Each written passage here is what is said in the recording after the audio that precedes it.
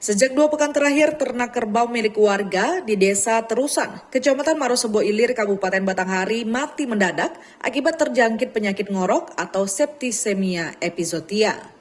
Wabah penyakit yang menyerang hewan ternak jenis kerbau ini membuat pemilik ternak panik lantaran kerbau mereka dalam hitungan hari mati mendadak.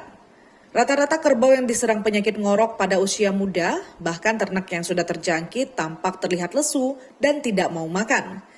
Jika tidak ditangani dengan cepat, dalam hitungan jam, kerbau langsung mati.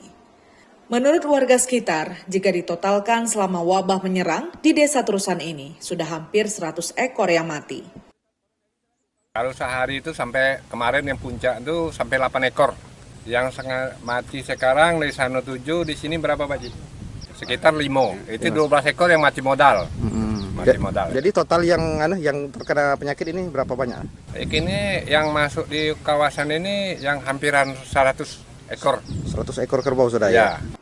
Penyebaran penyakit yang menyerang kerbau milik warga di Desa Terusan ini sudah dilaporkan secara lisan ke Dinas Perkebunan dan Peternakan Kabupaten Batanghari. Warga juga berharap agar pemerintah daerah segera turun tangan dan mencarikan solusi agar penyakit ngorok yang menyerang hewan ternak dapat teratasi. Kita kok mendadak, kadang-kadang tuh nyanu tuh kan menung, liu meleleh. Itu udah tuh udah lama tuh 24 jam tuh paling lama tuh mati gitu. Kalau kita tuh kadang-kadang yang umur setahun tuh banyak juga kena, umur 2 tahun kena juga. Jadi galau istilah apa penyakitnya kami tidak tahu kan. Ini kok yang mati dalam 20-an ada, yang tak pakai shot 20-an ada, sekitar hampir 100-an kalau hitung pari itu kena tuh lah dikasih tahu orang dinas katanya kan.